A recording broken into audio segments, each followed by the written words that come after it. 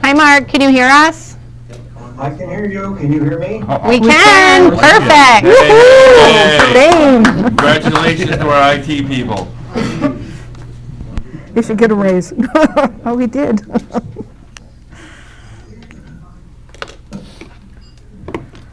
Okay.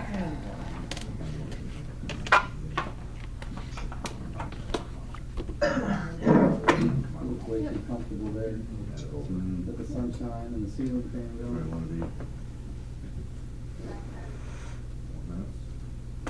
When's he coming back? I thought he said the end of March. End of March? Yeah. I wouldn't be in a hurry if I were down in Florida.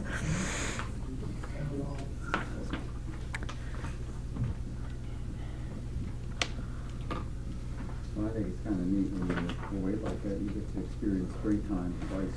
Oh, yeah. That's nice. Sometimes you come back, winter hits again. Yeah, there's that. Let's go. You got it. Okay, your cell phone, turn your cell phones off, folks, and counselors, turn your microphones on, please. Good evening. I'd like to welcome everybody to the Monday, March 13th, 2023 council meeting. The roll call, all counselors are present. Counselor Gahn is joining us via Zoom, and you can hear us, Mark? I can hear you. Perfect. And number 2, we have the invocation and inspirational thought. And we have Ron Rosser here this evening. Thank you for joining us. Thank you for inviting me again. It's a great surprise. I'd ask that everybody bow their heads, please. Dear Heavenly Father, we come with thanksgiving for another day that you've graciously allowed us to be here. Lord, we pray tonight for our leaders that we, the citizens, have elected to serve us. We ask that you provide them with wisdom to serve ethically and with integrity and in good character. Give them the courage and discernment to know when to compromise and the boldness to stand sturdy when the situation requires it. Help them to justly govern with compassion and kindness. May they always desire to improve the quality of life for their fellow citizens. Blind them, Lord, from respect of the wealthy at the detriment of the poor. Instead, we pray they will strive for the betterment of all the great city's citizens without dissimulation, favor, or inequality. Help them, Lord, to treat others as they desire to be treated. And finally, Father, we ask blessing and safety for our town leaders and all others who serve us daily. Keep our police and firefighters safe and in good morale as they protect our lives and property. Be with our town office workers who administer the oracles of liberty and our maintenance servants who repair roads and are working hard in our town neighborhoods, bringing relief and comfort to all of us.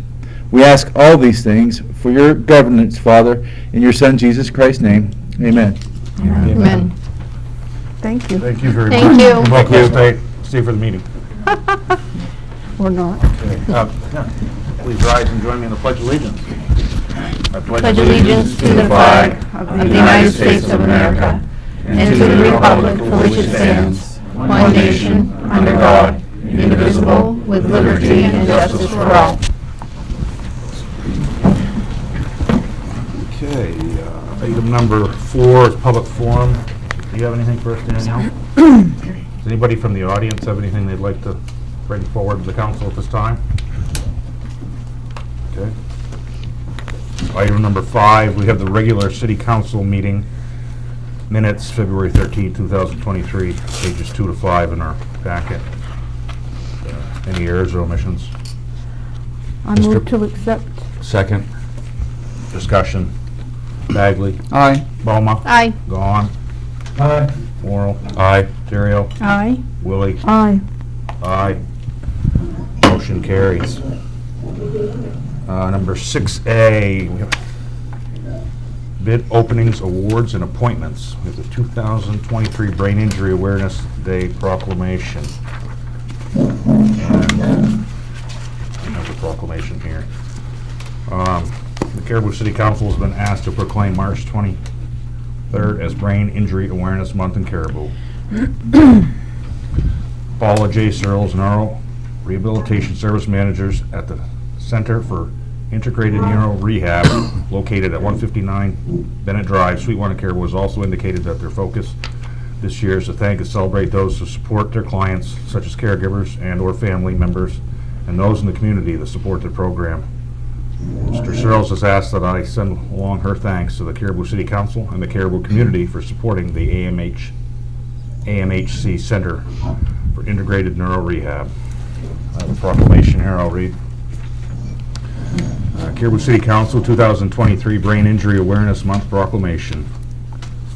Whereas 2.5 million Americans, children and adults, sustain a traumatic brain injury, TBI, each year, and whereas a traumatic brain injury is a contributing factor to a third of all injury-related deaths in the United States, and whereas these injuries are largely the result of motor vehicle crashes, falls, assaults, sporting-related injuries, or occupational injuries, and whereas traumatic brain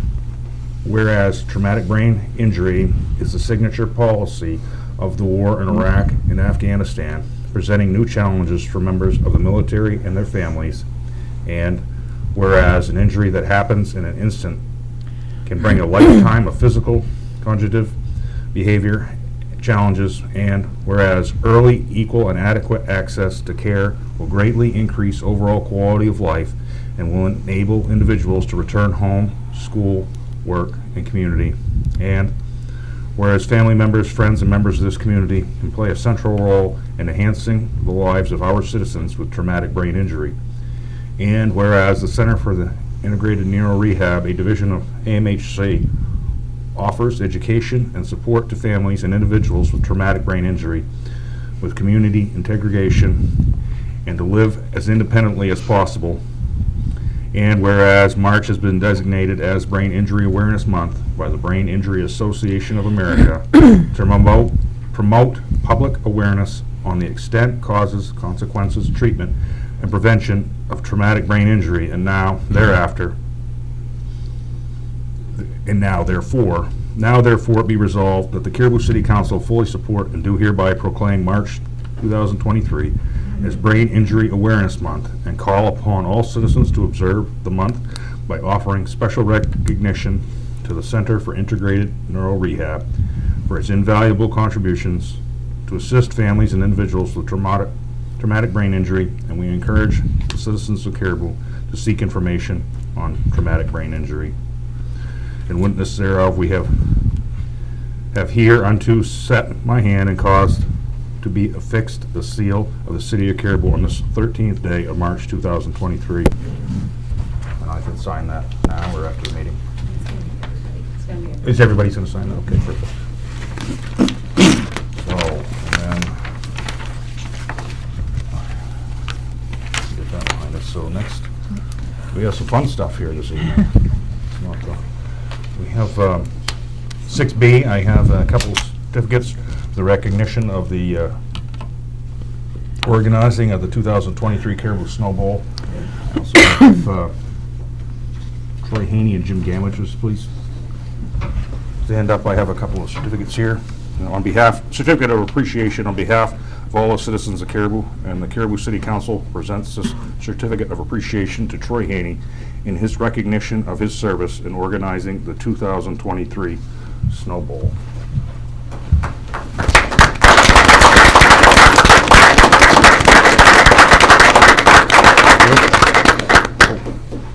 Jim, yours comes second.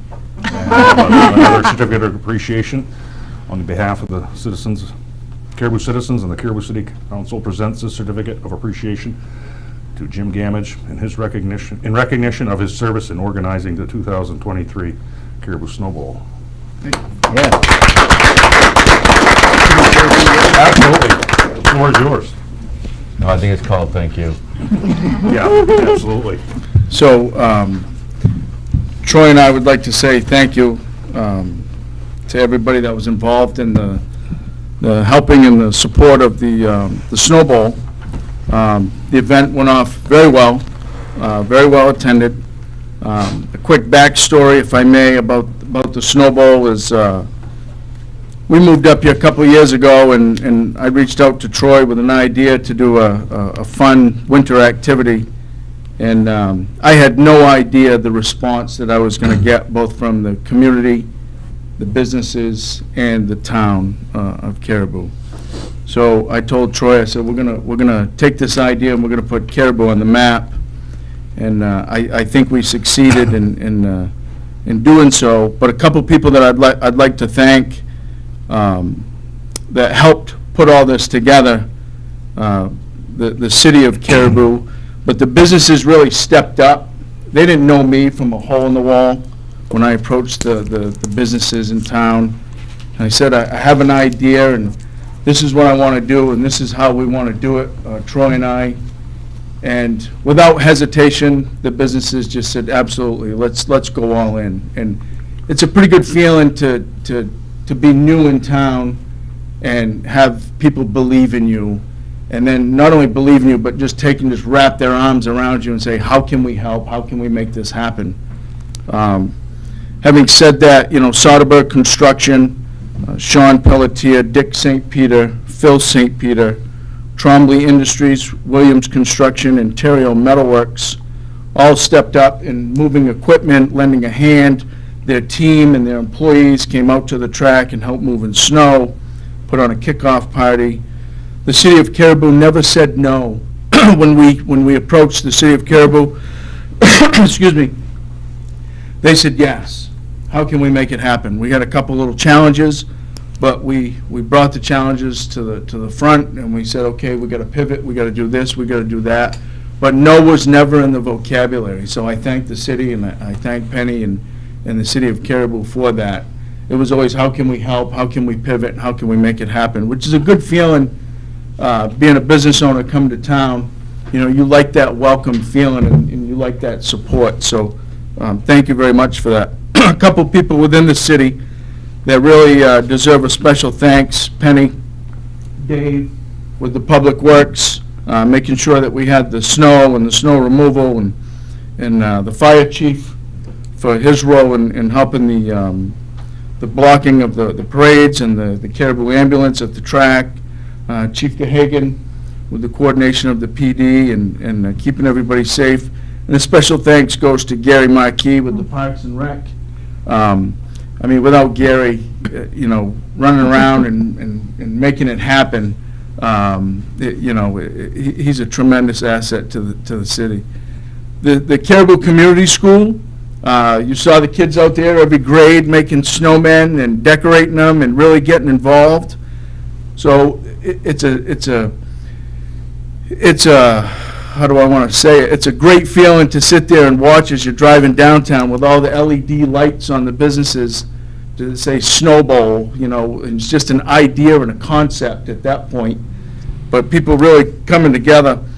So in the aspect of what we did, we really tried to focus the Snowball around giving back to the community. We had local churches at the track raising money. Recovery of Aroostook raised almost $2,000.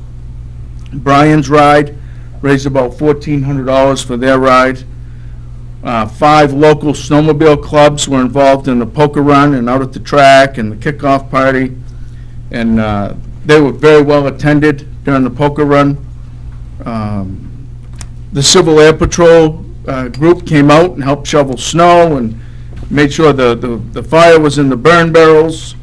Kept things clean, neat, and orderly, and Project Graduation had a booth where they raised money as well.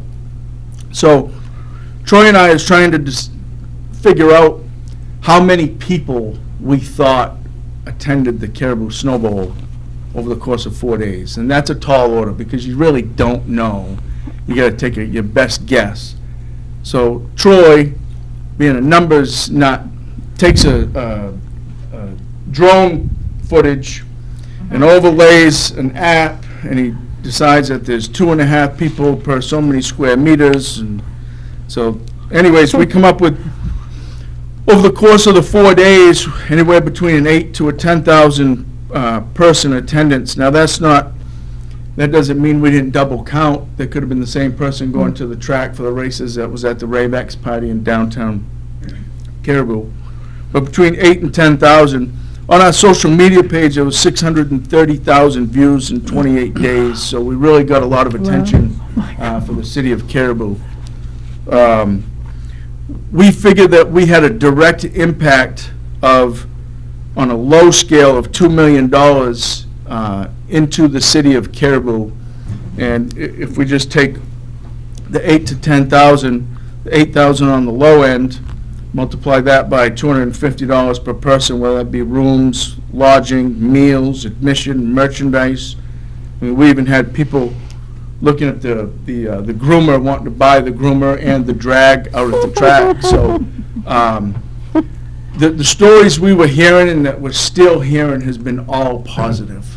And I can let the chief speak, but I didn't hear anything negative. There were no issues, no vandalism. I mean, and that speaks volumes for that many people to come to town. Ravex, when they were downtown, one of the things that he said was Caribou is the most welcoming, hospitable city in Maine.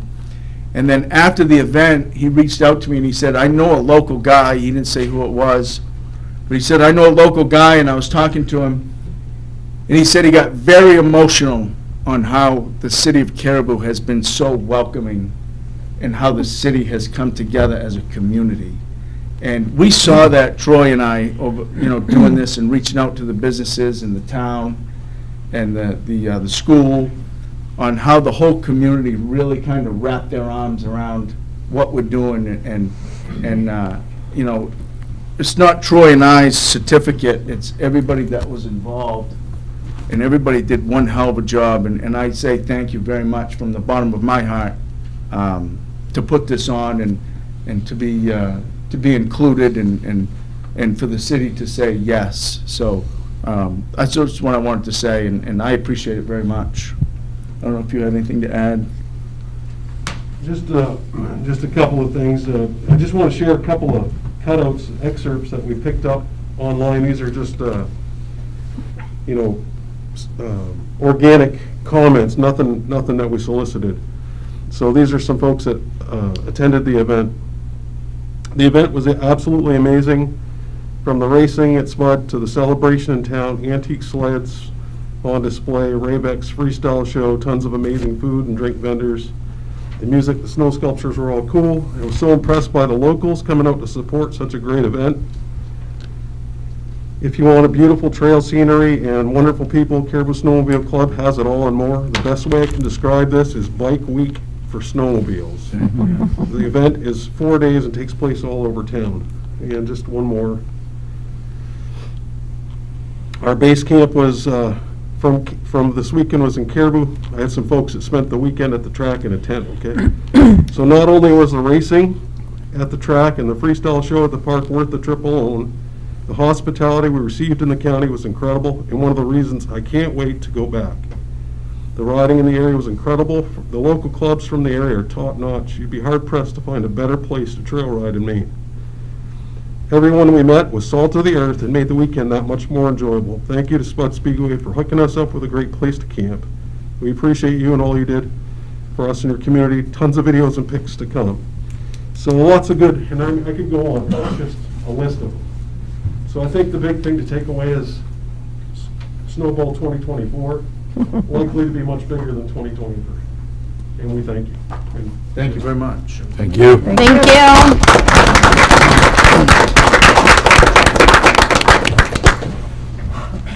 Okay, look at the stuff coming up here. I got item 6C, certificates of recognition for Maine State champion athletes. Caribou High School has a long history of high-performing student athletes. Caribou City Council would like to take this opportunity to recognize the following Maine Principals Association state champion athletes and coaches. I have multiple certificates here. I'll read one certificate, and then I'll go down through and identify the individuals, and if they're here, you can come up and get it. The first one is the City Council recognition. On behalf of all Caribou citizens, Caribou City Council presents this certificate of recognition to Evan Graves in recognition of the honor of being athletic director for many Maine state champion student athletes in the school year 2022-2023.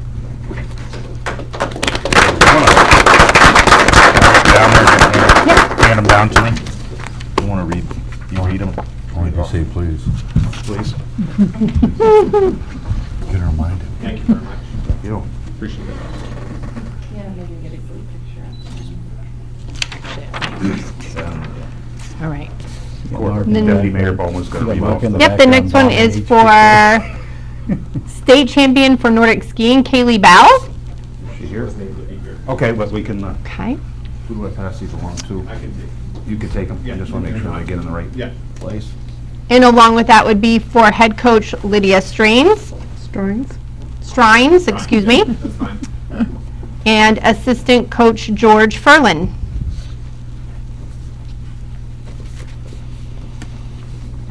Say a special thank you to them even though they're not here. Good job. Absolutely. Okay, and next we have individual state champion for girls wrestling, Jocelyn Parlin. Oh, no way. Have you gone to the state yet? Have you gone to New England's yet? We go to New England this weekend. Good for you. Good luck, huh? Good luck. Good luck. This would be individual state champion for girls wrestling, Grace Jean. Good luck. Thank you. Good luck. And for head coach, Casey Ryan.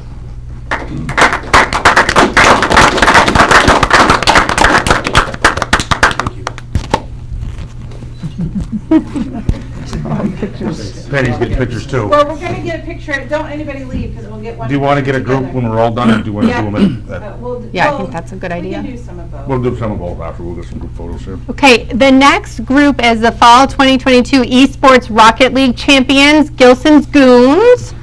First is for Kyle Gilson, the coach. Oh, God. That one? They're the ones that, listen, I want to check out your rocket. And next is for Alex Belanger.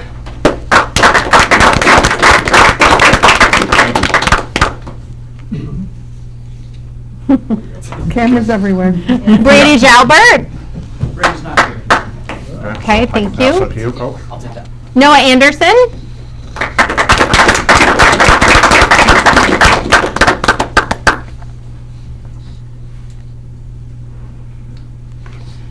Justin Walton.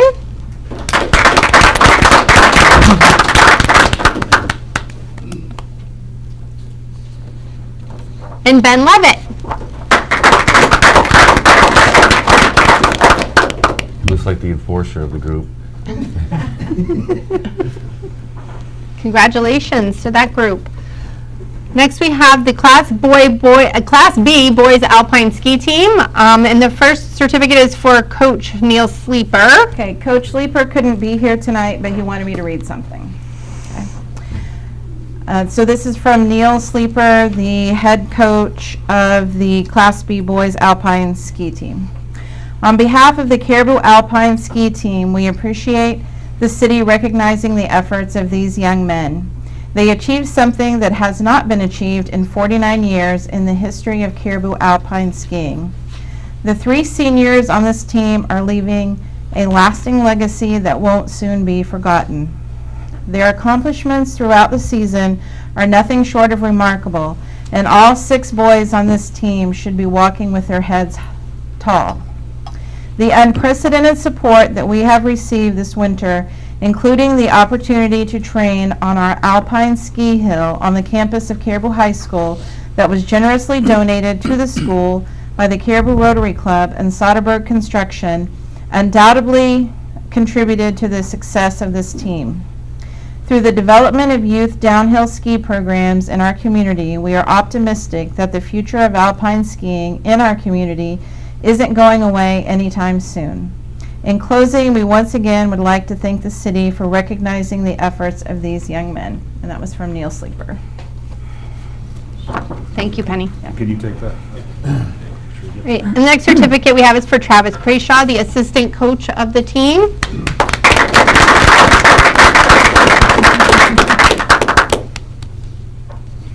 Thank you. You mind if I stay? Go right ahead. Absolutely. Folks, I just want to thank you for all your support, and it doesn't just happen with a couple coaches and 16 kids. It takes a community to do this, from our athletic director to the transportation department, to the administration. Again, it falls back to the community. And thank you for supporting the Parks and Recs, because without these, getting young kids interested in things like this, we don't get them when they get to the high school age. So by being generous and supporting community programs that keep people active and busy, this is what comes of it when they become into high school and become seniors. And we had a couple of underclassmen on the team as well. But thank you very much. You're welcome. Thank you. You got the picture of that, too? Oh, is that the trophy? Yeah. That's so nice. Yeah, we need a picture of that. Awesome. Yeah. Actually, we can get right in front of the whole council, maybe? Yeah. We'll get a whole group picture here. Yeah. Yeah. There's just some more. Yeah. Yeah. Okay, now for the skiers. There's First the workers. certificate is for Elliot Sleeper. Okay. Okay. And Edison Sleeper.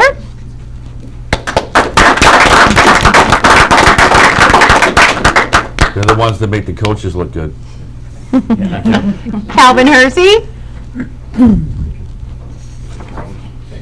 Jaden Picard. Jude Shea. And Tate Margison.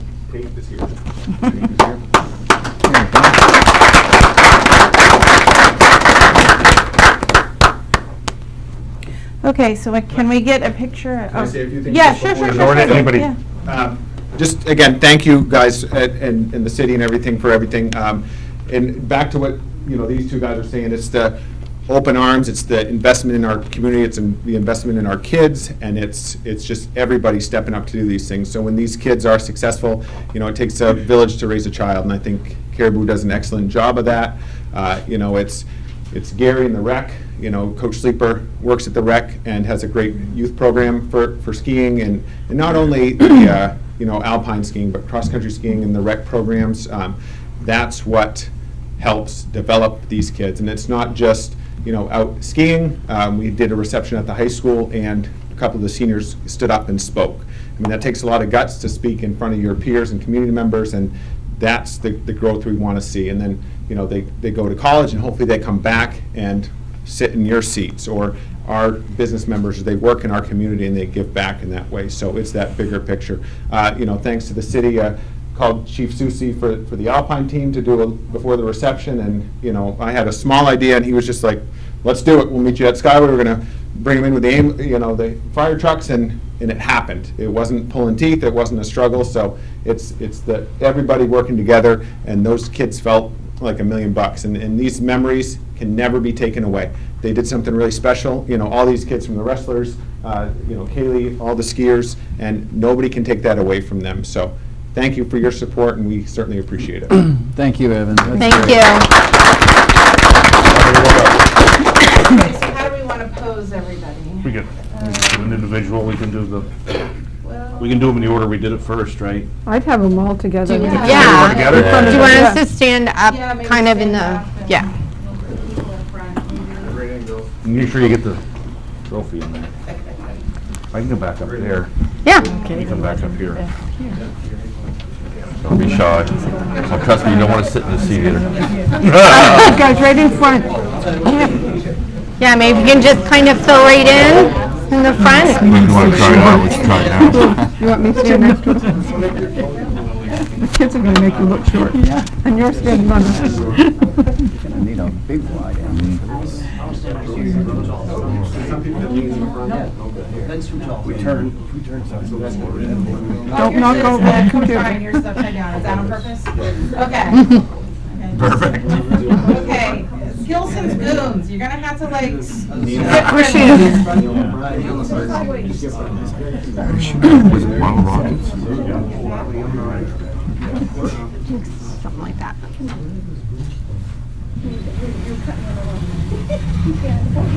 Oh, yeah, here we go.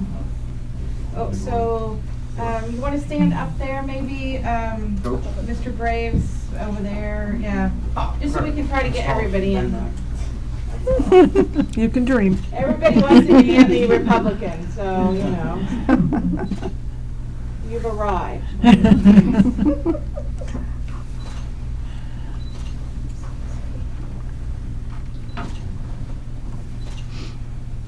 Get your Sharpie markers ready, people. Yeah, we know all about your autographs now. We good? Right, All perfect. Thank you, guys. Thank you.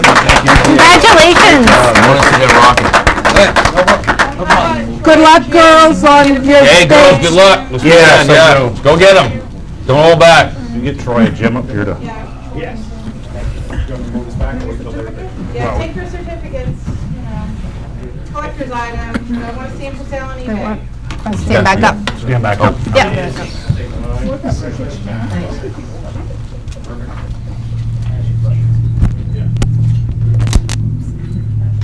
Now a side picture, Jim, just like downstairs.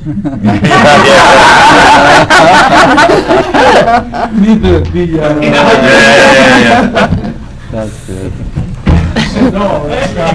Really good.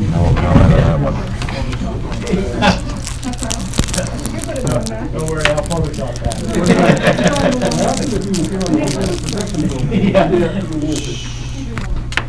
That definitely makes the meetings worthwhile, doesn't it? Yeah, it did. When you have things like this, so. That's pretty cool. Yeah, it is. That's the good stuff. That's the good stuff. Now we can get into the other stuff. So 7A, we got a public hearing. Number 27. Which public hearing is this one? Okay.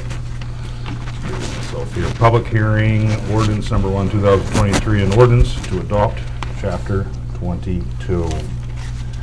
And this is, I'll read this. Local businessman Troy Haney brought up the idea of creating a citizen committee to advance the economic development efforts within the city of Caribou. It's based on the same idea as the Caribou Riverfront Renaissance Committee, chapter 20 in the city of Caribou ordinances. This would be another tool in the city of Caribou Economic Development Toolbox and would complement the ongoing work of the Caribou Economic Growth Council and staff. The first draft was proposed, of the proposed chapter 22 was presented at the January 9th meeting. Changes were made by Councilor Bagley. The ordinance was introduced at the February 13th, 2023 Caribou City Council meeting. The required public hearing will be held this evening. I'll open the public hearing. I'll open the public hearing for an ordinance to adopt chapter 22 at 6:31 p.m. And, well, this is public. Anybody from the audience wish to speak on this?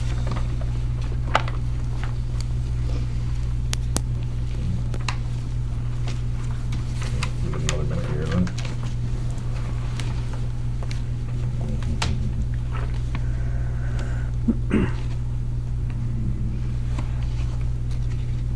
Close the public hearing. Wishes of council. I've got one question. Yeah, go ahead.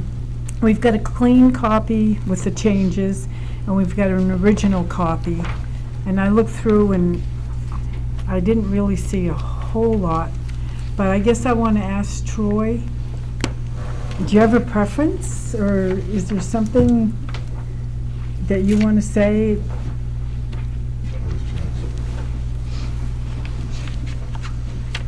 You're the author of it, so. Well, I just drafted the original one. I probably haven't seen the final copy personally. I haven't had a chance to look at it, but I was here for the discussion. It didn't seem like there was anything Yeah. too drastically different. Okay, I just, So no issues there. Maybe just some bylaw. yeah, it was cleanup, just some cleanup some Perfect. stuff, yeah. Cleanup Okay, stuff. So I guess good. we have a A counselor could make a motion to adopt ordinance 1, an ordinance to adopt chapter 2 with or without amendment, or reject it. If adopted, the adopted ordinance will become effective at the expiration of 30 days after adoption. What wishes the council? Mr. Mayor, I move that we adopt the Chapter 22 resolution establishing the Caribou Development Committee as amended in the package. Second? Second in discussion. Bagley? Aye. Boma? Aye. Vaughn? Aye. Morrow? No. Terrio? Aye. Willie? Aye. Aye. Motion carries, so the effective, and the next step will be get some, People, yeah. maybe 5 people from the, 5 citizens from the community, so if anybody's interested, see Danielle, get your name on that, and we'll make those appointments. The council will, and then we'll appoint a liaison, and we can get this committee working. So that was, okay, got a public hearing, 7B, 28. I'll open a public hearing for the 2023 municipal expense budget. And what page was that on again? 29, 28, 29. As by the charter, we are required, we probably have this laid out, don't we? The budget process shall be divided into 3 processes: expense, capital expense budget, and income budget. Tonight, the public hearing on the 2023 municipal expense budget will be held. The work of the capital budget committee has not yet been completed, almost. A final meeting is scheduled for March 13th at 5 p.m. There will also be a public hearing at the next meeting to give the public an opportunity to provide feedback on that budget. So tonight, I will open the municipal expense budget public hearing at 6:35. and Give the public an opportunity to put their input in.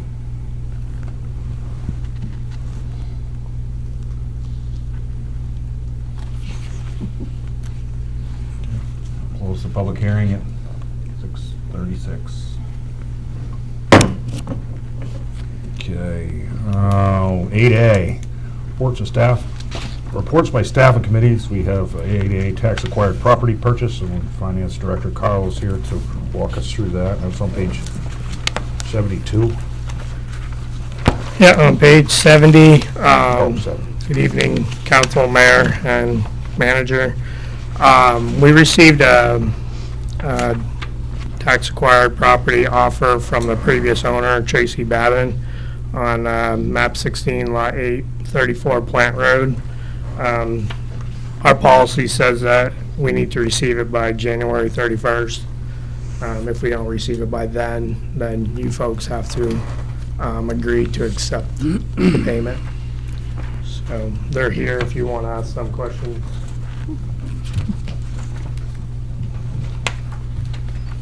I think basically what I see here, okay, is that they're looking to reacquire the property. You're paying back the total taxes due. Am I correct with that? Yes, sir. So basically, it's a wash. I mean, if they step forward, realize it might be a little bit late, but if they're willing to step forward and reclaim the property, so to speak, at no additional expense to the city, I agree that we should give it back to them. Is that a motion? I agree, yes. You It's have a to have motion. it I make back a in law. motion that. Thank you. I make a motion that we return the, right there, 34 Plant Road back to the Babbins for the due balance. You have to say the map and lot. Oh, map number, okay, map number, location, It's under, 16. 016-008, book page Yeah. B4821P85. Does that work? I'm not really good at formalities, so. I think it's map 16, map lot 8. 16, lot 8, Okay. 34. Well, it says 016. I'll second that. You were good. We're It was good. I'll second that. Discussion. Bagley. Aye. Boma. Aye. Vaughn. Aye. Morrow. Aye. Terrio. Aye. Willie. Aye. Aye. Motion carries. Guys are all Thank you. set. Thank you for coming. You're good, thank you. Thanks. Oh, case. We got 8B 2024 Maine DOT Municipal Partnership Agreement for paving on Route 228. And that is on pages 73, 77 in our packet. Okay, the city has received confirmation that the state of Maine will do a municipal partnership agreement with the city on a section of Route 228 from Route 161B to the urban compact line. The agreement is on the following pages, and our Public Works Director, Dave, is here, if anybody has any questions for him. Exactly where is that? Seven. On the Woodland Road? Yeah, it's on the Woodland Okay. Road, it tells- Peter, come to the mic. I don't know where Route 28 is. So this would be the Washburn Road, Oh, and it Washburn. would include right from Hatch Drive out to just beyond the old Sear Brothers plant where the substation is. That's the urban compact line. If we agree to go into it tonight, that doesn't mean that we have to do that. We're just saying in good faith that we want to do that. The last 4 or 5 years, we've been trying to do at least one project a year. And the DOT does projects out 2 years at a time, so this one happened to be on the 2024. I'm in hopes that we get the 2023. I'm looking to potentially pave Herschel Street, repave, Yeah. and then also the Woodland Center Road. So just so you're all familiar, these are all roads that belong to the DOT, but they're inside of our urban compact, which states that maintenance is our responsibility. So a 50-50 cost share is not a real bad deal. It's kind of nice, and anything that the department does, they can use as in-kind to go towards their share. Last year, when we did High Street, from the time that we originally put that out to bid with the prices, and then when we actually did the project, we ended up spending cash-wise all of our share. And everything that the department done was just in kind. We didn't get no credit for it, so. Dave, is this just for paving, or is there like ditching or culverting or So anytime that curbing? anytime that we get into the infrastructure, in-ground stuff, that's all DOTs. We take no responsibility for any of that. If it's to rebuild the top of a catch basin because some bricks are breaking, we fix that. We call that maintenance. But if the entire tub or the entire drainage system underneath is dilapidated, that now becomes a DOT major project. We're not looking for that. And we disputed for years whether even paving these roads was a maintenance issue or if it was a major infrastructure for them. And the end result is if we don't participate, we're not going to get our roads paved. So, I mean, I'm very thankful for the DOT. We've done a very big and expensive project on High Street here. We've done North Main. I mean, for anybody that's been in town for a while, they know how bad the streets were. They were beyond just doing a paving. And regardless, when you say $300,000 and it costs you $150,000 to do it, and then you can use your department for some of that in-kind work, it's a win-win for the city, so I highly recommend it. If you accept that 228, keep in mind, if something happened tragically this year and we couldn't afford to do it, we can still back out at that point. Okay? Okay. Yes. Point of clarification, Washburn Road? I think. 164, not 228. So where's 228? 228 to Woodland Center Road. Woodland Center, yeah, right, okay, yeah. I'm sorry. So it was the Woodlands. I have my roads all mixed up, so I apologize for that. Thank you. I don't know. So the. We're gonna make sure you get it The right in Washburn the Road is motion. on the You're gonna get it right in the ground. That's what I can motion. tell you. We're working on a program with that. But this with the one's for Washburn- Route 228? Yeah. Okay. I should have looked to see what the expense was, because there's a pretty big expense difference between the two. But for some reason, I thought it was the Washburn Road. Okay. Well, I think you submit different projects, I and some do. of them get picked and some of them don't get picked. Yeah, I've got about 6 bids out there, so that I'm in hopes that they'll partner with us. And Okay. so that one on but the Washburn Road, that one will be in the future, okay? I- I'm pretty sure they'll go with that one as well. Okay.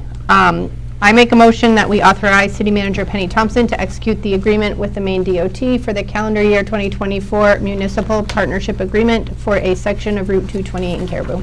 Second the motion? Second discussion.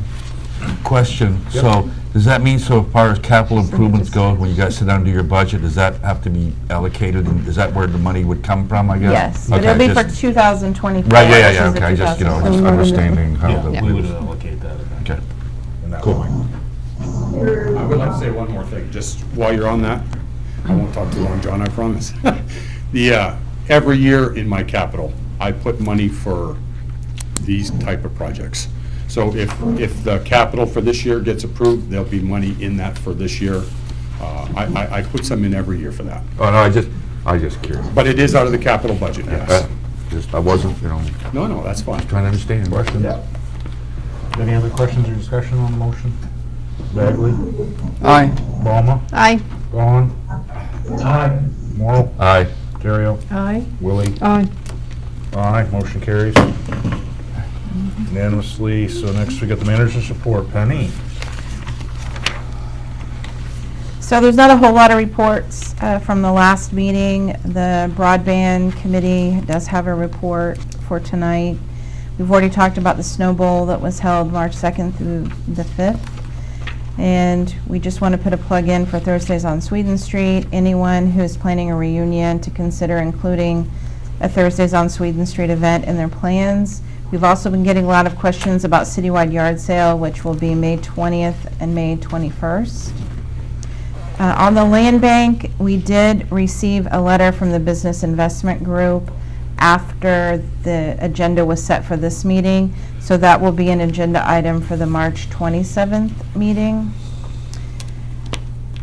Riverfront Master Plan, the City of Caribou was not able to submit for the USDA Rural Business Opportunity Grant because we did not receive the required number of letters of commitment from local businesses.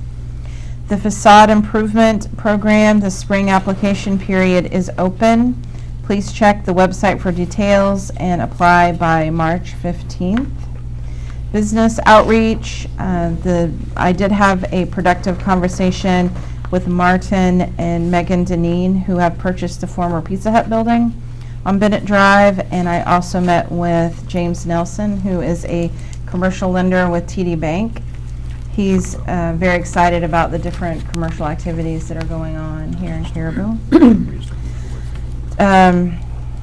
Tax acquired property, Nylander, those are both on tonight's agenda. You've taken care of the tax acquired property. The Nylander is later on. The police station, so last week I did receive a string of emails about accessing the funds that we were awarded during the congressionally directed spending request for the fiscal year 2023. There was also a webinar with further instructions, and so as a staff, we are working to prepare all that information requested for them and also by the police station committee, so so they can, decide on a few things and bring some things forward with that. There's a lot of things that we have to do with regard to hazardous materials, if there's any kind of, if this is a historical property, like these are all getting letters from different places and then forwarding, but staff is up to the challenge. The cable franchise renewal, there is an act to support municipal franchise agreements making its way through the 131st legislature. We've had some citizens call about this, and I have followed up with Spectrum. I haven't had a chance to put all that in a whole memo to the council and to share with citizens, but it is something I'm working on. 15 Prospect Street, the city attorney is preparing paperwork for legal action to bring this matter to the courts. Personnel changes, the City of Caribou has multiple open positions, and you can see those on our website. And other updates, staff in many departments are working on many projects, and they do try to keep the council apprised of those through the good to knows of what everyone's working on. Does anyone have any questions for me? In regards to the land bank issue, so is there funding, is there money available through that now? I mean, has that program actually been established and we have access to it? I mean, is it, do you know, I mean, I know it was being created, it was money coming out of the landfills and all this sort of deal, but, I mean, do we have the ability to access some of that money, I guess? I don't even know. Do you have any idea, Ken? I don't know Yeah, that's fine. if it's all ready, but Ken's gonna come give us an update. So the quick story is that the Land Bank Committee at the state is still being formed, still being seated. So they're still looking for interested people to sit on that committee. And we await their guidance. The Land Bank here in Caribou was kind of grassroots amongst a nonprofit in the city. Both are able to receive land, convey lands as part of their daily business. So, and the future memo, we'll see that in the next meeting regarding the business investment groups in interest. Thank you. No, we did receive a request from Business Investment. Right, But it was just kind of late in it wa- the... Yeah, it was after the agenda was After the set. agenda but was set, We'll put it so on the that'll agenda for be next week. on the March 27th. 27th, thank you. Any other questions for Manager Thompson? Thank you. Next, 8D, we have some committee reports. Councilor Bagley has an update on the recent broadband committee, and then he will follow up with the airport committee. Okay, thank you, Mr. Mayor. So, the broadband committee met on the 7th of March. All committee members were in attendance, as well as Penny, and we invited Gary Aiken, the CUD Board of Trustees Chairman, to join us. So the purpose of the meeting was to kind of discuss the two options that we have before us on broadband expansion. The first one, of course, is the Spectrum cost share proposal that we've received, well, it's been months ago now. There has been a new twist, though, to that proposal. They have submitted recently a grant application to ReachMe. And so they are preparing, I guess, a best and final offer on what that cost share might be, how it might increase or decrease. So based on the results of either getting that grant or not, we may get another offer, a better offer, in from Spectrum on that. So the committee kind of decided, let's wait until we see what that's going to be before kind of moving in any direction of making a specific recommendation to the council. We also had a discussion about the CUD Pioneer, I guess, broadband expansion, the fiber build throughout the city. Nothing really new there except to report their grant application to Connect the Ready was denied. And the CUD Board of Trustees Chairman informed us that the CUD does not intend to proceed unless grant money is awarded or other funding is made available. So that's kind of at a standstill. So one of the reasons we had Gary come and join us is we wanted to explore options for perhaps reshaping that CUD Pioneer proposal to make it more competitive for grant funding. It would focus on the unserved and underserved areas of the city only and expand out to the outer edges and other communities such as Connor, Limestone, Fort Fairfield, maybe even some others. So Gary agreed to take that back to the board and have a discussion among the board and the management to see if there's interest in on their side to do something like that. So we'll be waiting to hear back from them on that. Another highlight, so Business Investment Group had conducted a study, a broadband engineering study that we are trying to obtain for our consideration. It has not yet been delivered to the city council or the city as far as I know. So I did reach out to the president of Business Investment Group requesting that study to be provided to the city by 31 March. And I received a very positive response back from him that they would work on that, and we should have it by the end of the month. That was my update on Broadband Committee. Any questions for me?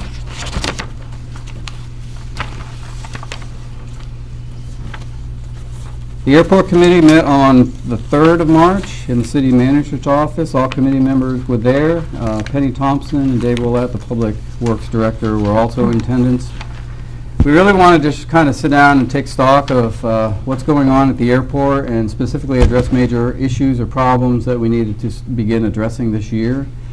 And so Dave identified 2 issues that we definitely want to start looking at this year. The replacement of snow removal equipment, which consists of a snow blower and a loader, as well as a underground fuel tank replacement project that will occur in conjunction with the apron rebuild in 2024.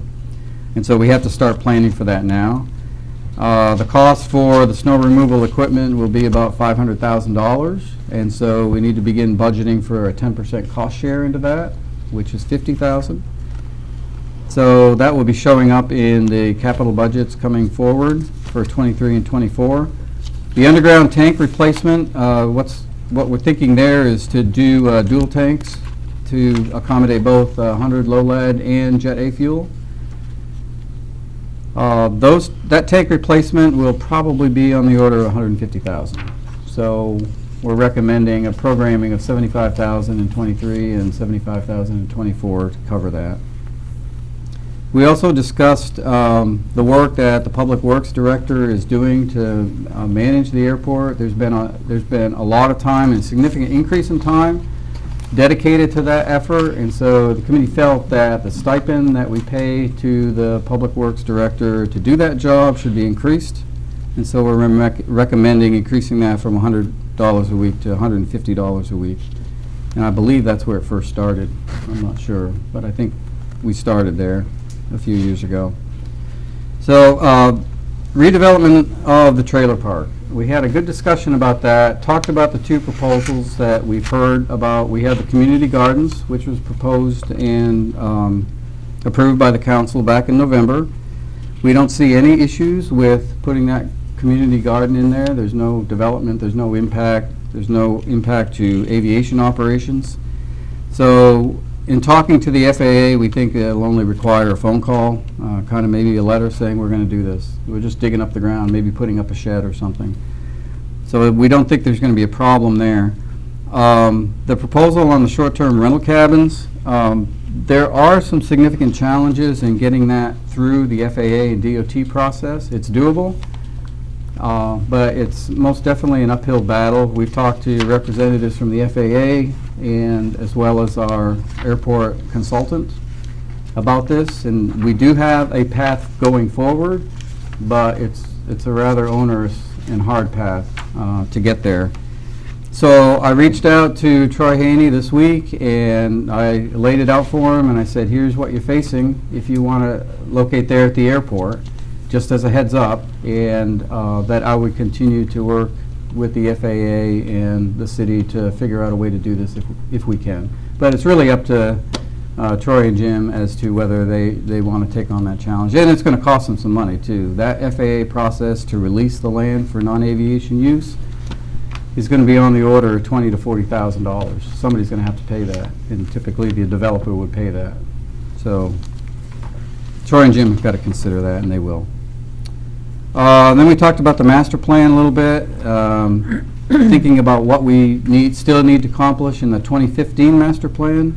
The apron reconstruction, as I mentioned before, is programmed for 2024. The only 2 other things that are in the master plan that haven't been done are expansion of hangar space and the construction of a parallel runway down the north-south runway, which is important for traffic flow in and out of the airport. So we will begin the process of programming and securing funding for those 2. It turns out that we probably won't need to update that master plan for another, maybe 5 years, because I think the timeline on that's like every 15 years or so. And that's about it for the airport. Are there any questions on the airport committee report? Yes, sir.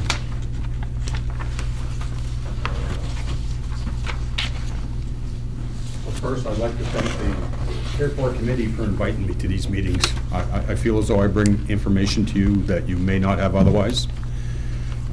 One of the things that happens with me is I get into a meeting, we talk, we try to decide what's best for our airport, and then I take away the information I have from a group, and I think about that. I do know that in that meeting, I told you guys that I would talk to our engineer, Seth, about putting the tank back in the ground. Yeah. So there was an email that came from Jason from the FAA, and I can tell you all right here today, we cannot put a new tank back in that same hole. So that kind of bothers me. What do you do? We were going to do it above ground though, weren't we? Well, so if we do it above ground, that's an option that could be done. But I've come up with another solution that I'd like to run past you, and I don't know if this is the appropriate time to do that, or if we should do that in another closed meeting, but I guess that's up to you guys what you'd like to do, but that's what I do when I get away from. I defer to the mayor. Well, Dave, maybe what we should do is we should bring it up at our next airport meeting. If it's new, new evidence, why don't we sit down and have another committee meeting? All it is an idea, I'm not asking you to Yeah. act on it tonight or No. anything. Okay. But I would have a new recommendation after the further information that we've gotten. Yep. And here's what I suggest. Okay. We talked about putting $75,000 away for this year and next year, putting a fuel farm outside. But we mustn't forget that if we decide to put the jet fuel, we still need to have our percentage of the jet fuel, which the FAA is willing to do. We can do that at any given time. What I'm going to suggest tonight is, let's leave that tank in the ground. Let's leave it there. Let's let the FAA work around it, do whatever they want. We have no obligation to take that out of the ground until 2029. What if we put $25,000 a year away for the next 6 years? We'd have our $150,000 instead of putting 75 and 75. I'm just throwing it out as an option. They can work around that tank just as well as anybody else. If at the end of 2029, we decide that we're going to put above ground, we'll let the FAA do their part. We'll put our tank right beside them. That would be an idea that we should talk and consider, or whatever you'd like to do. But I wanted to make sure, I didn't mean to sideline nobody, you know what I mean? This was, and if it doesn't happen, that's fine. I happen to think of it only with information that was not in the meeting, was they are not going to pay to put that tank back in there.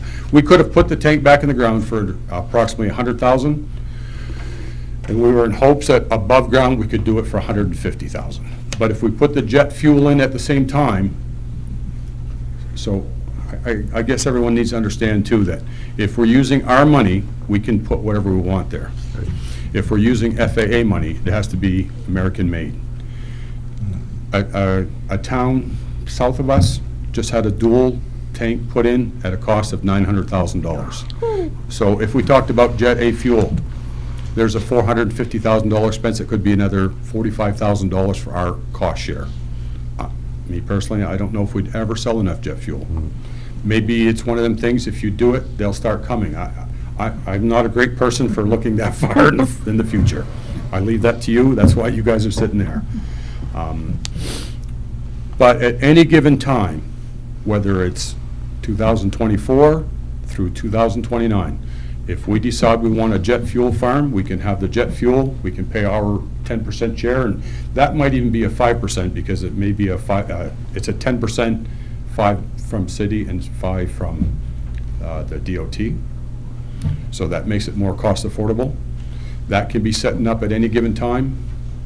I think that if we leave our tank in the ground as is, untouched, that buys us 6 years to fund what we want to do for our program. Gives us time that we're not backed against the wall saying, we've got to hurry up and make this decision. There's people waiting for us. By doing that, the contract can go out this coming December, January. It'll all be spelled out. There's no what-ifs. So thank you once again for listening to me, and please just understand it was an idea. That's all I can. We really appreciate you doing that, and we'll take it up at the next meeting. We'll Very talk good. more about it. That's Okay. awesome. Thanks. I appreciate the time. Anything else? See, Susie? Scott. Gene, excuse me. One thing on the airport, I don't have anything to do with it. No. But 2 years ago, 3 years ago, I brought it to the manager, Life Flight and Maine will put a free Jet A fuel external tank up there and fill it. As long as the city keeps it filled after that point, because that's how they fill all the helicopters. You have a That's phone why number? the helicopters from the Phone state. number, email address? I have all that information Okay. I can give you for the one that said that they would come put that in. If we're willing to put an above-ground tank, they would do it for free and fill the tank. As long as from that point, we kept it filled after the initial one, then they would purchase fuel out of that whenever they fly in, instead of flying in, going back to Bangor or back to Presque Isle, then back to Caribou. That would be right on site. That would open us up to all the state helicopters that all land over Presque Isle Absolutely. now. Yep. Because they can fill up over here. Forestry Service and all that. All of those, yeah. That's great, that's Yeah. great. Thanks for bringing that up. We'll go I'll check send it you out. information. Okay, thank you.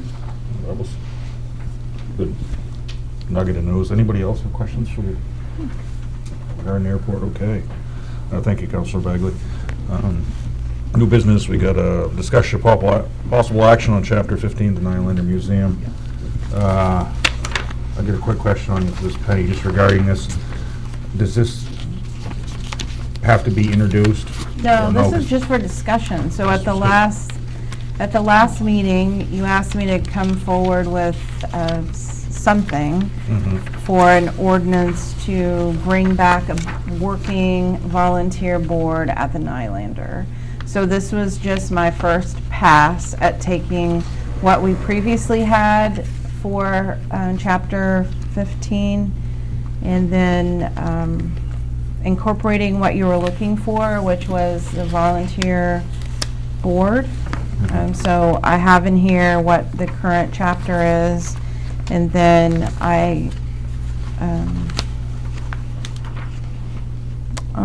starting on page 97, I just took a stab at, and a lot of this is language from before it was changed. There's not a whole lot that, it's just, and then if you'll remember, we had two competing ordinances at the time that the board was abolished.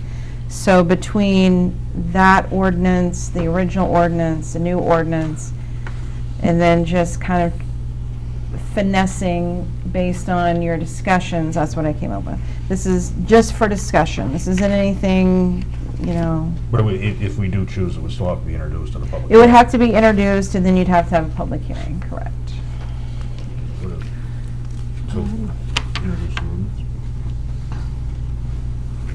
Do we need to, so we need to introduce it now, Penny? We can. You can if you want to, if you're happy with the way it is. I have some questions Yeah. with No, the... go ahead. No, let's- Okay. Is that okay? On 97, you have,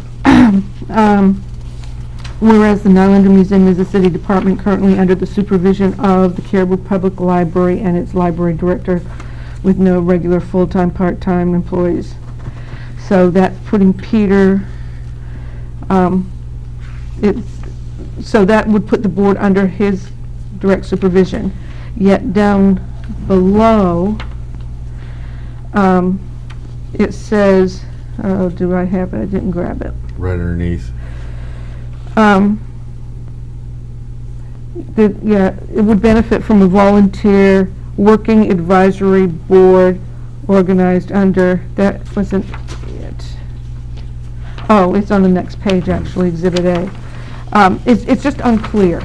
Okay. Well, I guess what I had was, this is the way it is currently. That's Okay. why I used the word currently. Okay. So currently, this is what it is. Okay, and then, but... And that's one of the reasons why you want to reestablish a board. Right, and that's Yeah. fine.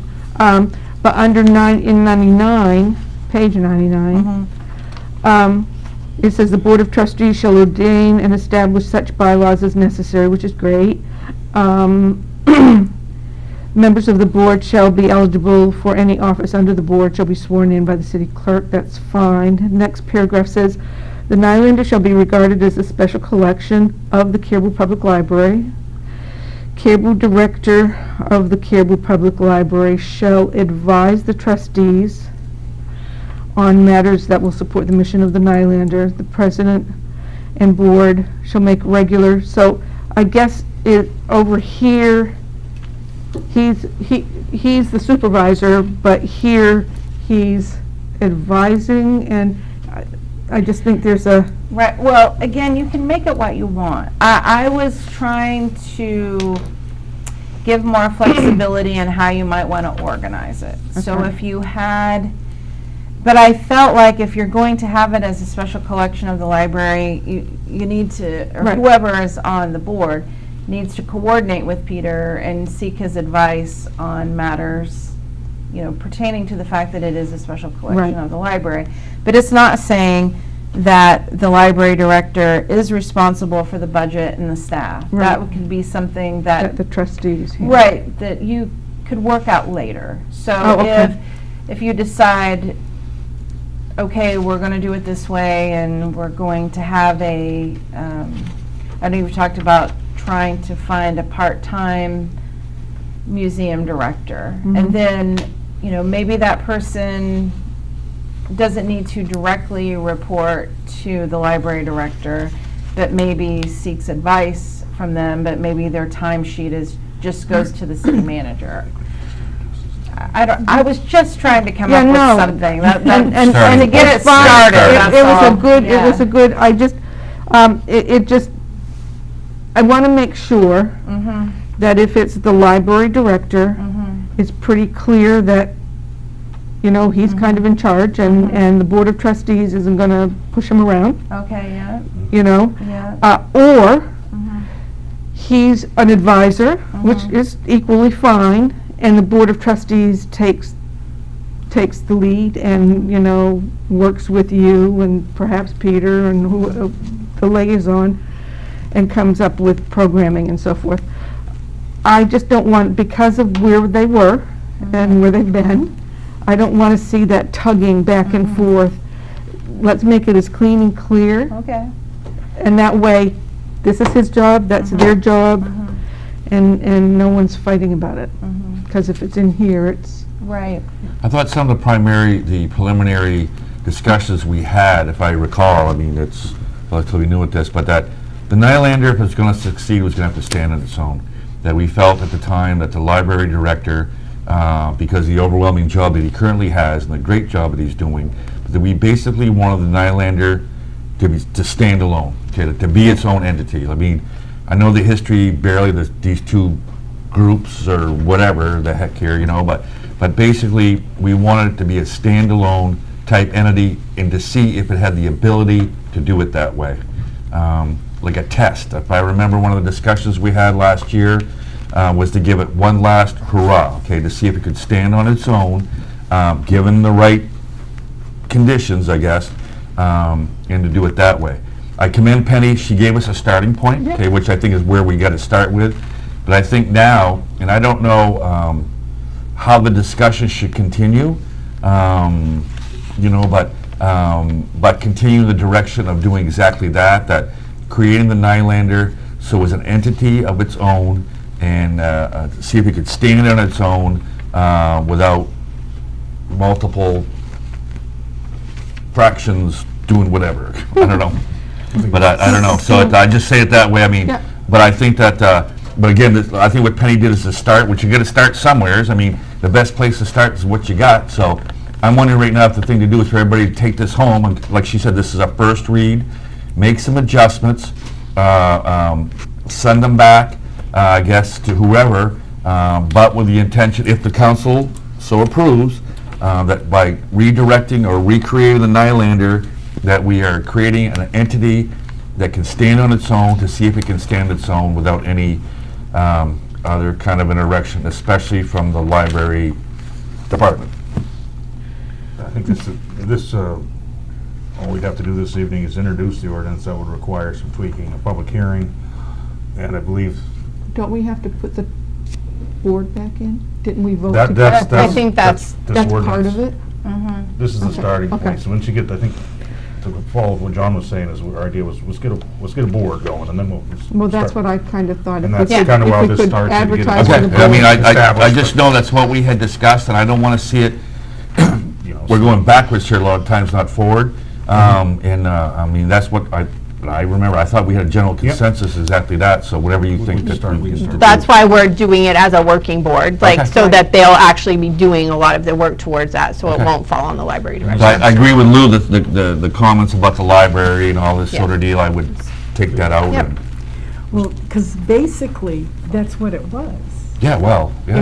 It was an entity, it Of was its a own. lot, you know, and that's the way the thing read there, the ordinance read.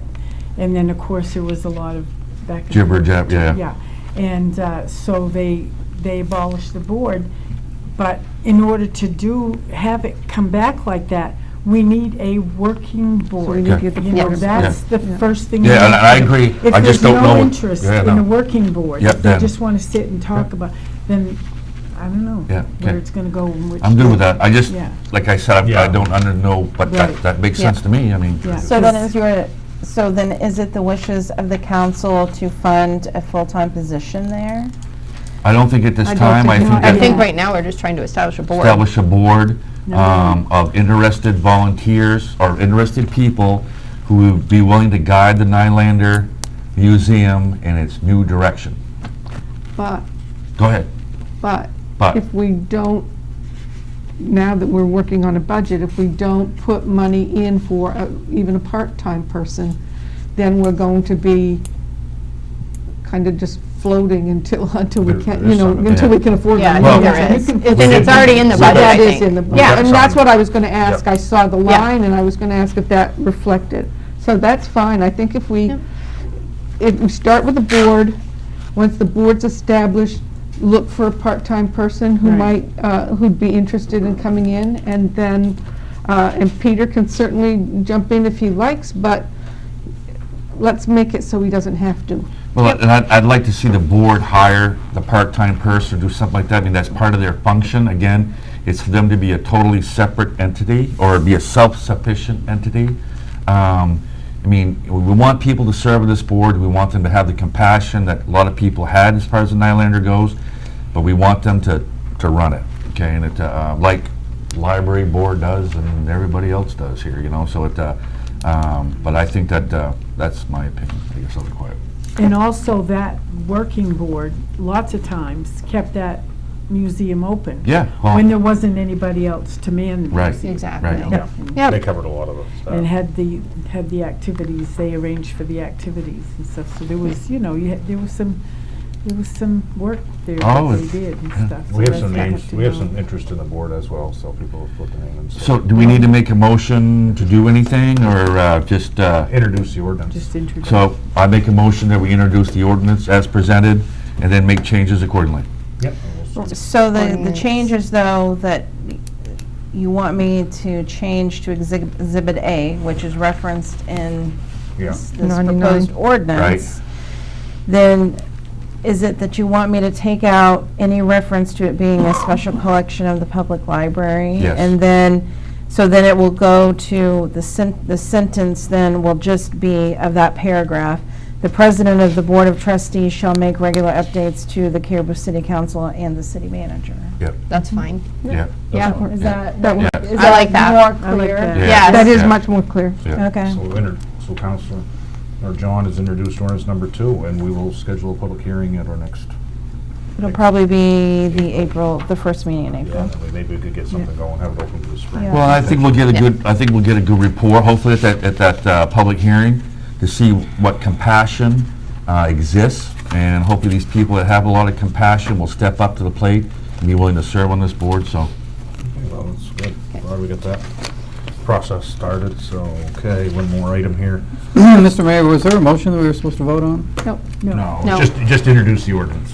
Okay. And I it heard, will be I voted on. moved, so I wanted to make sure I didn't miss anything. Okay, now, Okay, didn't need thank to. you. no, we just need to introduce it, Okay, got it. which doesn't require, it'll require a vote after the public Next hearing. time, No, yeah. that's fine. Next meeting. Yeah, but Well, thank you. it'll actually be 2 meetings from 2 now. meetings. Oh, 2 now. meetings from now? Okay. Okay, so 9B is kind of open-ended one here. We get discussion of possible action on the 2023 municipal expense budget. While we're going with that, while we're talking about the budget, the capital committee met prior to this meeting. Oh, you guys are holding votes, huh? No, strike that for the record. We, Clear now. hopefully we can, this will be our last meeting, other than hopefully a few emails back and forth. Penny's got some direction.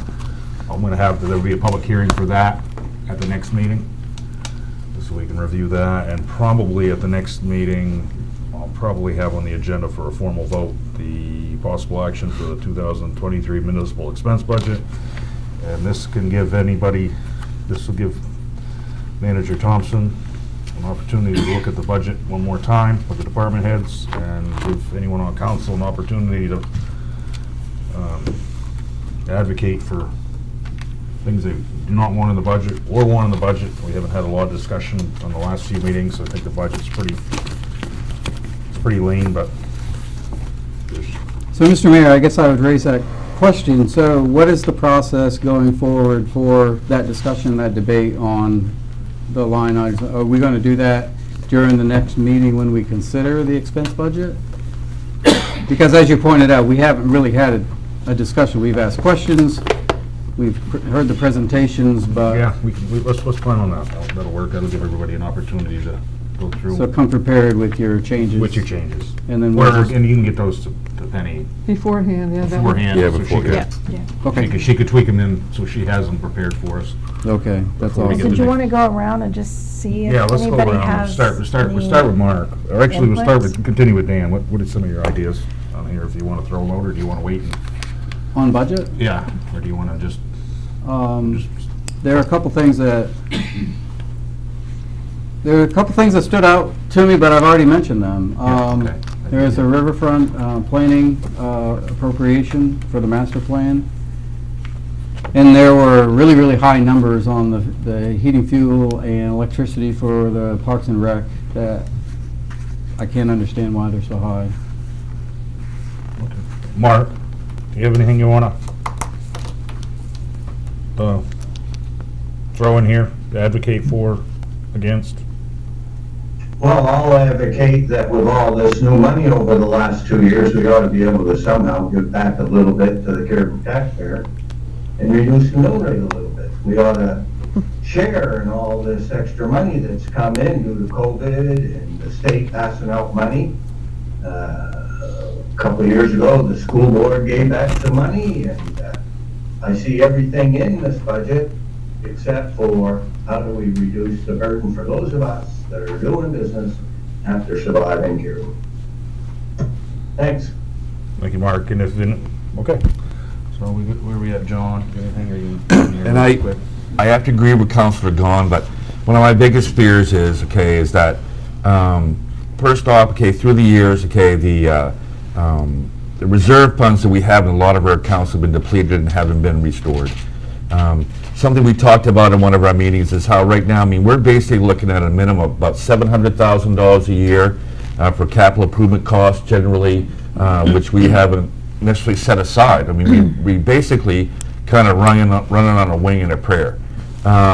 We've been setting aside a couple $100,000 here, $300,000 there, then bang, the next thing you know, geez, we got to do something, So I agree, with wanting to return it, but my biggest challenge is for longevity, to ensure that the reserve accounts are back funded completely the way they are. When you sit here with the department heads, they keep to, well, I had a reserve fund of this, reserve fund of that, and every year they get a capital improvement budget, and that usually takes a hit, for whatever reason. But if we have the extra money, then we need to start setting aside. It's like putting money in the bank, because down the road, for the new council or whoever else is going to be here, they're going to have that. And I think that's the biggest, when I see, I'm just a simple person, this is only my second year here, that we need to reestablish our reserve accounts, get them back to where they're like putting money in the bank. And I would think, as a citizens of Caribou would agree with that, instead of them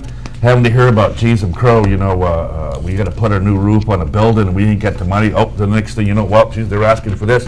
Well, if we had that money set aside, it's there. So I think that's my biggest thing, and that's what I look at. I'm looking at right now. There's about a 12% increase, overall increase in the expense budget. Which is being proposed right now. kind of looking at, some different areas, but my biggest thing is if we have the extra money, they should be set aside into the reserve accounts for future spending to make it easier down the road. And I think by doing that, then you would see a significant downturn in keeping the mill where it's at. There's nothing wrong with keeping it where it's at if it's going to maintain stability and maintain not us having to go out and borrow money and beg for money and all this sort of deal. So that's my opinion anyways. Some discussion. We'll go with Courtney next. And I agree with that too. Counselor Gahn has his hand up. Mark, do you want to, go ahead. Please finish, I don't want to interrupt anybody, everyone deserves the first chance at it, so. Okay, well, don't let me forget you then. Well, go ahead while you're on the topic. That's fine. Go ahead. Go ahead, Mark. Well, as far as the reserve accounts go, and I just want to bring back a little bit of history, we've always put around $700,000, give or take. And it was last year's council that only put $400,000 away. It was last year's council that took this downturn and used that money. So let's understand who's in charge here. This council is now in charge. You want to put that money back, or do you want to go with what we did last year? Fund it, and it was about $400,000, give or take, which is woefully underfunded. $700,000 wasn't enough. We should have been putting away $800,000 or $900,000. But it's all right here. You have the choice. And once the council made the choice last year to do it, just think it's unfair. Come back and say, previous council, when it was only one council that did this. Only one. Thanks. I apologize for that. I'm just trying to get my facts in order, but I apologize if I made it come out that way. Courtney? I think at the end of the day, we just have to keep in mind too that with wage increases and things like that, I mean, there's only so much we can do because we need to make sure that all of our departments can function the way that they need to. And the fact is, fuel's gone up, all of the costs for heating and electric and water and sewer has all gone up. And there's nothing we can really do about that. So I just don't see where we can concern ourselves with some of those things. I think it is what it is, and so we just have to work around that a little bit. I'll go down to Lou. I'm kind of with Courtney and John. I think that we need to remember that some of these numbers, some of these increases are due to the adjustments we made in salaries and some of the changes we've made in employee retirements, and I'm not ashamed of that. I think it was something that needed to be done, and something that had been kind of left hanging, and I don't know which council, decided or even which manager, but I think we, did what we had to do to get people back where they needed to live, and I'm looking at some of these numbers and I'm with you. It's like, ouch. But I also walked through the library and saw parts of it crumbling. I have, seen some of these, the fire station and the cracks in the floor, and the police station we're trying to fix, but I don't know how people go to work there every day. So these things have all been allowed to kind of fall apart. And so now we have to put the rubber to the road and get it taken care of. Or else we're going to see, our infrastructure shot and no money to fix it. So that's where I am. I'm there too. They're right. There's some things that we cannot control. There are other things that we need to do whether we like it or not. We need to keep our infrastructure up and in good operating condition. It has to look good, it has to function. And when you see people like Troy and Jim come in and bring all these people in for these activities that they had and how much they like this town, and and the kids that we presented certificates for. This is because of the amenities that Caribou has, the things that they can do in this town, and we have to fund our capital budget so that we can get our buildings back up to shape. And I can't help myself, I have to say one thing about Mark's comment, is that 2 or 3 years ago, the council then, which I was on and voted no, voted to reduce the mill rate by 1 full mill to give money back that we didn't have to give back. So when you do something like that, you have to cut somewhere. And the cuts were not pretty. And I hope that we're trying very hard. We're going to keep it, hopefully keep it flat so that we can do some of the things that we have. But I don't believe that we should go back and cut just for the sake of cutting when we need all this money that we need to run this town. And I don't believe it's wasted.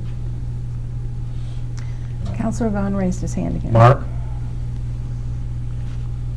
You got your hand up? Yeah, I'm sorry, I have to keep hitting the mute and unmute button. Go ahead. Go ahead. This is Anyways, seeing how my name was mentioned, that year that Joan is referencing is, yes, we gave a mill back to the Caribou taxpayers. But we fully funded, well, I say, we did the traditional $700,000 of capital improvement funding that year. We never cut from capital funding like last year's council did, of which you, Joan, voted to do. So it's kind of hypocritical to go back 3 or 4 years and blame the council for something that you yourself have done.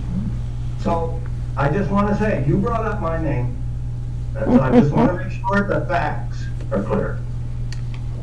Thanks. I'll close this out here with my thoughts. I'm comfortable that we can do as we have in the past. We can keep this mill rate flat, stable, and and be able to provide the services and the things that everybody likes in this budget. With that, council's going to bring back their thoughts to the city manager. I'd also like to, if council would agree, that the city manager would go back to the department heads for one last final look at the budget, see if there's anything we can trim in there. I don't know if it's possible. I don't want to I had considered setting a number, thinking about setting a number to go back, because we have approximately a $623,000 increase in the expense from last year. I know a lot of that's wage increase that we can't get around, but if the council agrees to have a Penny go back to look at the budget one more time? I think it would be, Or just to see, yes. see if there's anything that could be trimmed. I don't know how much. I think the missing piece here is the capital budget and the income budget, and it's hard to evaluate and assess without all three of those pieces together. So they may be premature, and I like what you're saying, you know, go with an attitude of looking for cuts without a number, because we're just guessing anyway until we have those other pieces in place, and it looks like the capital expense budget is coming quite quickly. We're going to have a public hearing on it next That's meeting. awesome. So at least we'll have those two pieces and maybe a view of what the income budget looks like. Yep. So the capital committee met for the 4th time today, and I believe I'll be able to send that out tomorrow.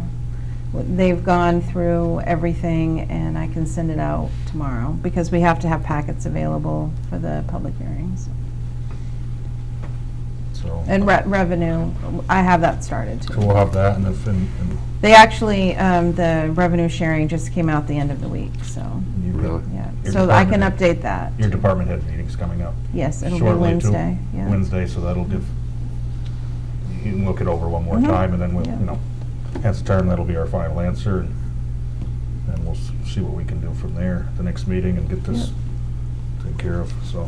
So just a point of clarification, Mr. Mayor, when we submit our inputs to the manager, do you want that to communicate across all the council members as well?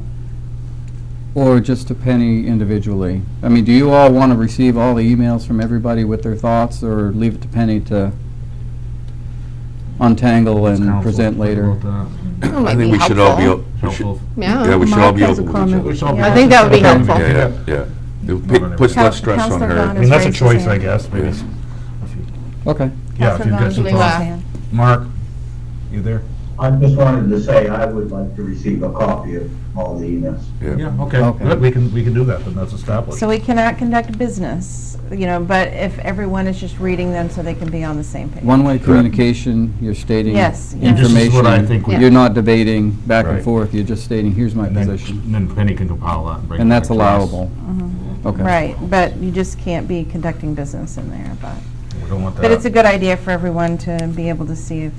And what's on the the same line page. on that? Because I know I probably skirt too close to it sometimes. Put out information, but don't debate, don't respond back and forth about I don't know where the things. line is. I mean, I'm whatever sure you we've feel all comfortable crossed doing, it. I conducting mean- business. But you're not voting, you're not, you're not, Yeah. you Yeah. know. This is what I, this is That's what I I've been think. trying to do, just It's no one different than us way. sitting here Yeah. arguing, I guess, saying, you saying, I think we should do this. Yeah. Don't do this. I don't want to get myself or Dan, anybody else in trouble. The so. line is, don't put anything out there that you wouldn't want to show up in court someday. Oh, yeah. Or Melissa to. Good advice. Melissa to find out about. Right. All So right, we'll thank leave- thank and you. we'll leave that with you for the city manager to I've been see where the nervous cuts about can be that. made. And I don't, Counselor Vaughn's hand's still up. I'm Oh, not sure Mark. if he's still. Go ahead. Mark? I'm sorry, I forgot to put my hand down. Okay. Oh, okay, well, we don't want to, Penny's watching, so make sure we don't leave you out. I saw it too, and I didn't know if Okay, it was so- from last time. All right. You have your thoughts out? Okay, so that's it, old business, we don't have anything there, reports and discussion by mayor and council members. I think we've got that all, does anybody, I'll just throw it, does anybody have anything they want to throw out here? I know we did the Nope. reports earlier. Okay, I talked about the capital committee, the next regular meeting, we got a meeting tomorrow, a joint meeting with the planning board regarding cannabis, insert joke here. And then our regular meeting will be March 27th, and the planning board meeting is, I believe, at 6. The meeting tomorrow is at 6. Okay, I just want to make sure. So that's all. I haven't checked my email. Did you hear anything back from the state people, from the state? They will have a representative via Zoom. Okay, so. Okay. so they're closed. They'll sort it out. Okay, so that's perfect. Yeah, it's gonna be. It's all right, we have poltergeists in ours from time to time, so. Nice to shut down the whole state when it snows in southern. Two mains. All right, may I make a motion to adjourn? Yeah. Some means. I make a motion that we adjourn? Second. Oh, we have to do roll call, Marks. Bagley? Aye. Boma? Aye. Go on. Aye. Morrow? Aye. Dario? Aye. Willie? Aye. Aye. No, I want to stay and talk longer. Go ahead. No, I'm good. Sure our mics are off, Well, no, if you're going to have those discussions. Via Zoom, that has to be a roll call, doesn't it? Yeah. We can't do it. He has to. Hey, thanks for taking the time to explain the budget stuff. I was really. Oh, signatures, shoot. Not really, I couldn't figure out how. I don't, I just, No. I threw my pen in there. Do you still? Typically, we've done it that way in the past. We brought it back to her, as I said in the email, I went back to her to bring up the information of what we have, where he's just sort of. Thank you all. At a cost of retirement. Thank you. I don't know, there's the 6. Well, I was going back. I sat on 4, so I know. So what I'd like to understand is, so we have the elapsed appropriations, and we have the excess revenue share. Is that rolled into this? Yeah. No, you were Chamber of Commerce. That'll happen at the income. Was it CCC? Discussion. No, yeah. That'll come in as income, and then we'll see how it balances. Right, or they combine. Right, well, We got 100 CDC, that's what it was. They did make a special line on that for you. Right, okay. Back when the CCC and I happened, That's right. it made things harder. Nothing really, nothing